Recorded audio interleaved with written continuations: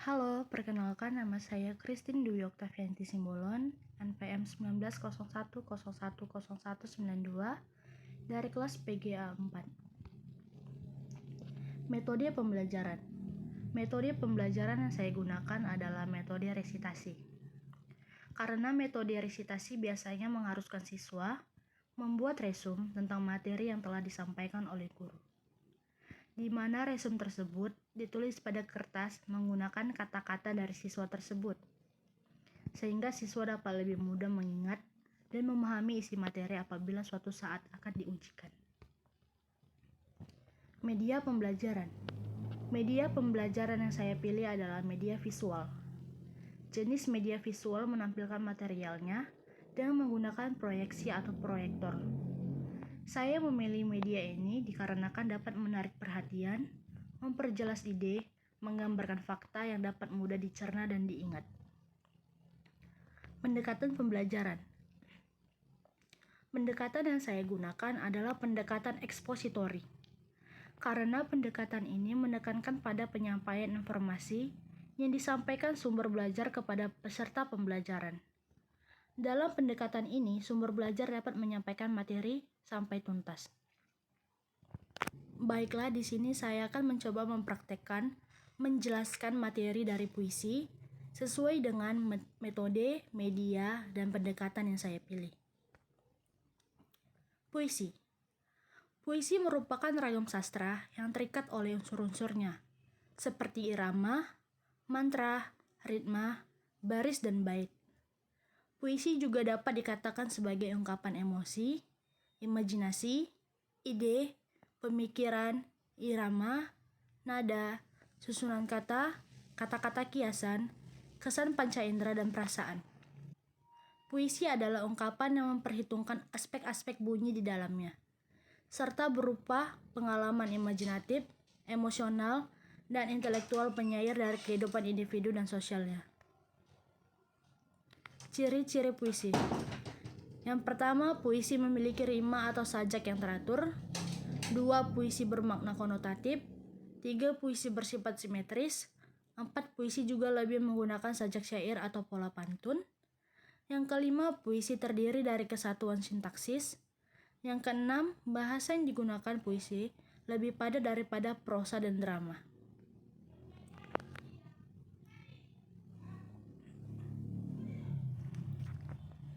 Nah, di slide berikutnya terdapat unsur-unsur puisi. Pertama, ada struktur fisik puisi. Struktur fisik terdiri dari A. Diksi adalah bentuk pemilihan kata. B. Tipografi adalah bentuk format suatu puisi. C. Majas adalah pemakaian bahasa sehingga sebuah kata bisa mempunyai banyak makna. D. Kata konkret adalah susunan kata yang memungkinkan terjadinya imaji. E. Imaji adalah pemberian gambaran pada pendengar atau pembaca. Dan F. Rima atau irama adalah persamaan bunyi dalam penyampaian puisi. Dan yang kedua, terdapat struktur batin puisi. Struktur batin terdiri dari A. Tema atau makna, berupa makna yang tersirat yang ingin disampaikan penulis kepada pembaca atau pendengar. B. Nada adalah sikap penyair terhadap pendengarnya. C. Amanat adalah pesan yang ingin disampaikan penulis pada para pendengarnya. Dan D. Perasaan adalah suatu hal yang dilatari oleh latar belakang penyair. Di slide berikutnya terdapat jenis-jenis puisi. Yang pertama ada puisi lama. Puisi lama adalah puisi yang dihasilkan sebelum abad ke-20. Puisi jenis ini terbagi ke dalam beberapa jenis, diantaranya adalah pantun, mantra, karmina, seloka, gurindam, syair, dan talibun. Dan yang kedua adalah puisi baru. Puisi baru adalah puisi yang lebih bebas daripada puisi lama, baik dalam jumlah baris, suku kata, maupun rima. Beberapa jenis puisi baru adalah balada, himne, ode, epigram, romansa, elegi, satire, distikon, terjina, kuatren, queen, sexter, septima, oktav atau stanza, dan soneta. Dan yang ketiga ada puisi kontemporer. Puisi kontemporer adalah jenis puisi yang berusaha keluar dari ikatan konvensional. Puisi kontemporer selalu berusaha menyesuaikan dengan perkembangan zaman dan tidak lagi mementingkan irama, gaya bahasa, dan lain-lainnya yang terdapat pada puisi lama maupun baru. Puisi kontemporer terdiri dari puisi mantra, puisi beling, dan puisi konkret. Ada beberapa cara membaca puisi yang baik. Yang pertama adalah ekspresi. Ekspresi adalah mimik muka dan penjiwaan puisi. Yang kedua ada kinesik atau gerakan tubuh yang sesuai dengan puisi yang dibawakan. 3. Artikulasi atau kejelasan dan ketepatan pelafalan kata. Dan yang keempat, irama panjang dan pendek, tinggi rendah, keras dan lembutnya suara. Serta yang kelima adalah intonasi atau penekanan kata. Terima kasih. Halo, perkenalkan nama saya Christine Dwi Oktavianti Simbolon, NPM 1901010192 dari kelas PGA 4 Stambul 19. Metode pembelajaran. Metode pembelajaran yang saya gunakan adalah metode resitasi. Karena metode resitasi biasanya mengharuskan siswa membuat resum tentang materi yang telah disampaikan oleh guru, di mana resum tersebut ditulis pada kertas menggunakan kata-kata dari siswa tersebut, sehingga siswa dapat lebih mudah mengingat dan memahami isi materi apabila suatu saat akan diujikan.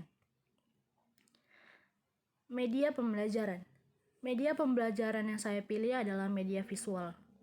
Jenis media visual menampilkan materialnya dan menggunakan proyeksi atau proyektor. Saya memilih media ini dikarenakan dapat menarik perhatian, memperjelas sajian ide, menggambarkan fakta yang dapat mudah dicerna dan diingat oleh siswa. Pendekatan pembelajaran. Pendekatan yang saya gunakan adalah pendekatan ekspositori. Karena pendekatan ini menekankan pada penyampaian informasi yang disampaikan sumber belajar kepada peserta pembelajaran. Dalam pendekatan ini, sumber belajar dapat menyampaikan materi sampai tuntas. Baiklah, saya akan mencoba menjelaskan materi cerpen sesuai dengan metode, media, dan pendekatan yang telah saya pilih. Cerpen merupakan cerita pendek yang berisi tentang kisah cerita yang isinya tidak lebih dari 10.000 kata. Pada umumnya, cerita cerpen bisa memberikan kesan dominan dan berkonsentrasi pada permasalahan satu tokoh. Menurut Saini, cerpen merupakan sebuah cerita pendek yang bersifat fiksi dan tidak terjadi di dunia nyata, akan tetapi dapat terjadi kapan saja serta di mana saja. Ada beberapa fungsi cerpen. Yang pertama, fungsi rekreatif, yaitu sebagai sarana penghibur bagi para pembaca. Yang kedua, fungsi estetis, yaitu sebagai nilai estetika atau keindahan yang ada pada cerpen sehingga memberikan kepuasan kepada pembaca. Yang ketiga, fungsi didaktif, yaitu sebagai pemberi pelajaran atau pendidikan yang akan bermanfaat bagi para pembaca. Yang keempat, fungsi moralitas, yaitu sebagai nilai moral berdasarkan isi cerita untuk mengetahui baik buruk yang disampaikan penulis kepada para pembaca. Dan 5, fungsi religiusitas, yaitu sebagai pemberi pelajaran yang religius yang nantinya bisa dijadikan sebagai contoh baik oleh pembaca. Di slide berikutnya terdapat ciri-ciri cerpen. Yang pertama, pada umumnya cerpen bersifat fiktif atau berupa karangan dari penulis. Yang kedua, cerpen memiliki susunan kata yang tidak lebih dari 10.000 kata. Yang ketiga, cerpen memiliki bentuk cerita yang sangat singkat. Yang keempat, cerpen memiliki diksi atau pilihan kata yang tidak rumit sehingga mudah dipahami oleh pembaca. Yang kelima, karakter tokoh pada cerpen sangat sederhana. Serta yang keenam, cerpen hanya memiliki alur cerita tunggal atau satu jalan cerita saja. Nah, di sini terdapat unsur-unsur cerpen.